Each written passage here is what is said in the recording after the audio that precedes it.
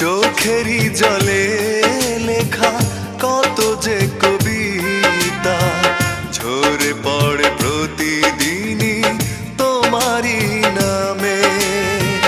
চোখেরই জলে লেখা কত যে কবিতা ঝরে পড়ে প্রতিদিনই তোমারই নামে।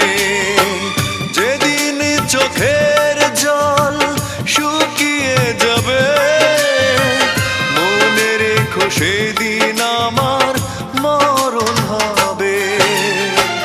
চোখেরই জলে লেখা কত যে কবিতা ঝরে পড়ে প্রতিদিন